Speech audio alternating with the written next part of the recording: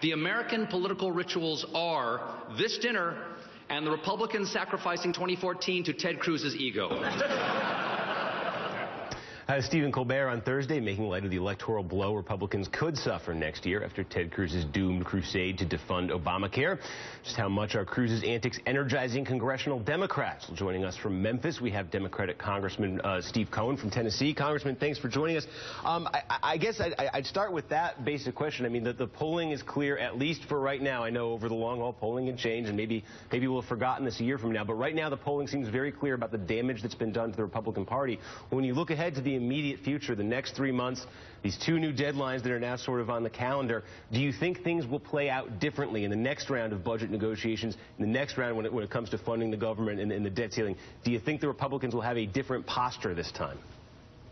You know, you'd think they would. If a child puts their finger on a burner, they're not likely to go to that burner again. But I'm not sure if some of these people don't like the heat. They seem to enjoy shutting down the government. They reveled in it. They got a lot of energy out of it. And I read where Representative Fleming, and I've also read Senator Cruz and some others want to do it again. I think that the more seasoned people on the Republican side, like Hal Rogers and Doc Hastings and Jimmy Duncan and all, are going to try to maybe exert themselves a little more because they've seen the damage done to the Republican brand and the possibility that they could lose control of Congress to the Democrats, which would be a wonderful thing, of course. But they may assert themselves. I obviously do not have an opportunity to go within the conference, the Republican, we call it a caucus, they call it a conference. But I know the members there, and a lot of those members are rabid. They're sophomoric, literally, their second term of Congress, never worked in politics before, and they think they are somehow like, it was all talked in military terms. They think they're some kind of guerrillas there to strike a blow for freedom. I think they may try to pull this off again.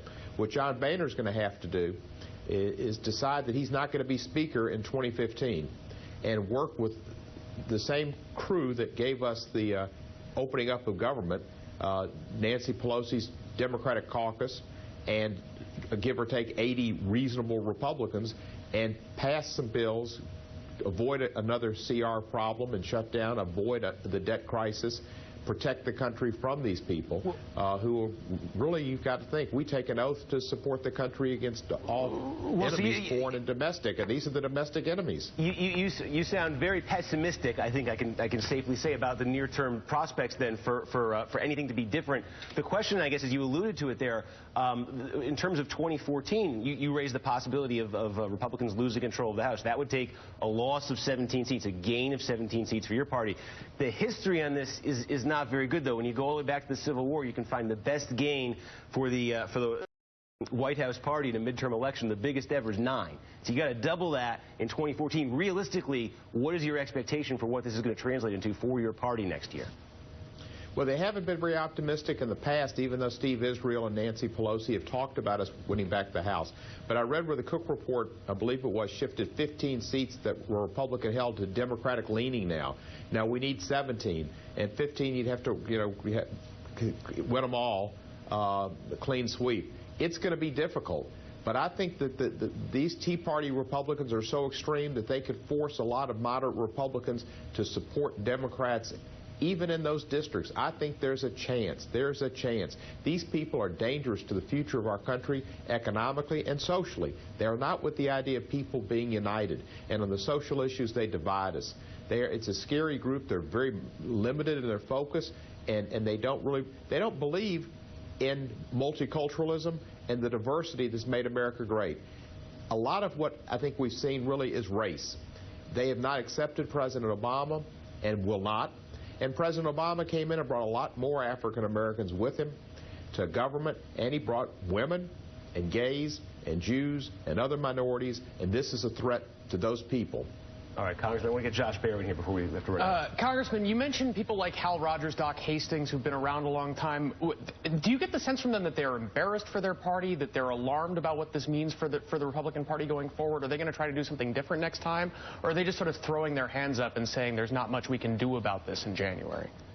I'm not sure, but I did when I went to my car in the garage at Rayburn the other day. I saw Doc and Jimmy and and Hal all talking, and it looked like three guys that were just thinking, you know, what hath God wrought? The Samuel Morse telegraph back in 1844, and I think they are embarrassed, and they know that they're in danger, and that the country's in danger. These are honorable men. They've got sense. They're seasoned legislators, and they understand issues and the effects of actions. You know, these people that we've got in the Tea Party, they are default deniers. A lot of them are evolution deniers, and they're climate change deniers. They're a scary crowd.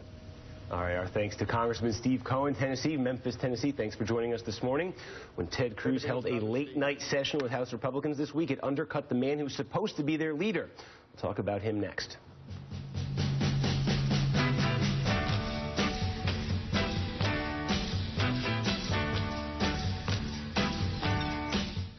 A doctor running